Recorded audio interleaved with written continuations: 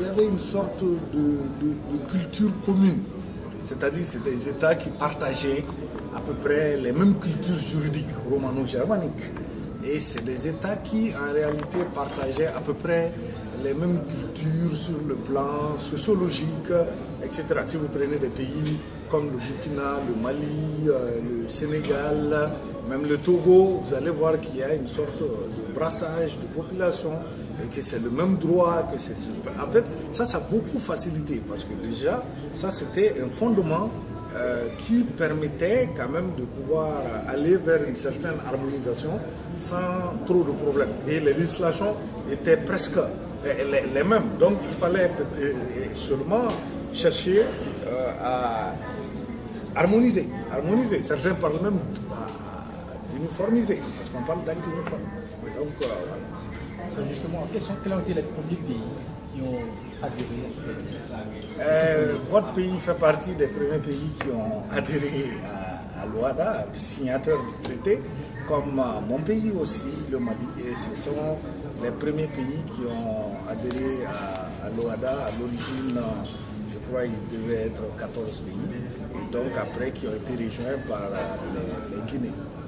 Voilà, justement, M. Boubacar Diarra, aujourd'hui à Lomé, l'une des décisions importantes du Conseil des ministres, c'est l'adoption du 9e acte uniforme et qui est relatif aux droits des sociétés coopératives. En quoi consiste cet acte?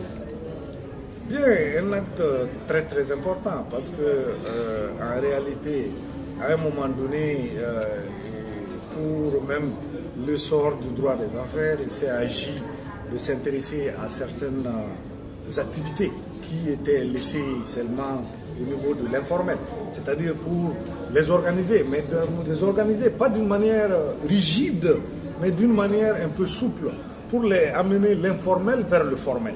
Et donc c'est ce qui a beaucoup motivé en cela. Et donc je crois que si vous avez suivi les travaux, il y avait les coopérateurs, il y avait tous ceux qui sont concernés par le monde coopératif, qui très souvent ont eu à dire que c'est au niveau du monde rural qu'en réalité les coopératives prospèrent. Et donc en réalité, il fallait s'intéresser parce que non seulement il y a le niveau macro, mais il y a le niveau micro du droit des affaires. Donc c'était important de pouvoir s'intéresser à cela.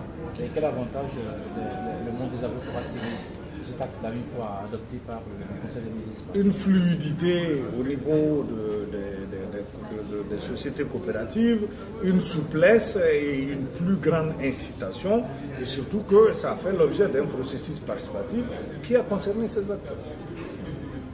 M. Boubacar, on va finir avec la dernière question. L'OHADA aujourd'hui, l'Organisation pour l'harmonisation en Afrique du droit des affaires, est-ce que ça promet? Est-ce que vous êtes sûr que vous irez au bout des objectifs? Je crois que les pères fondateurs doivent être très fiers de l'organisation qu'ils ont mise sur le front baptismal. Je suis juriste et un peu chercheur.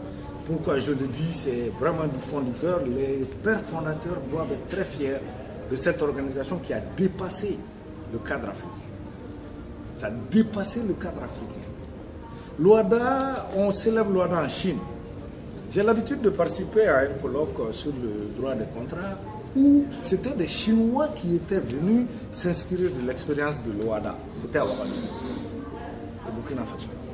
Donc si vous regardez d'une certaine manière, et avec tout ce qui est... oui.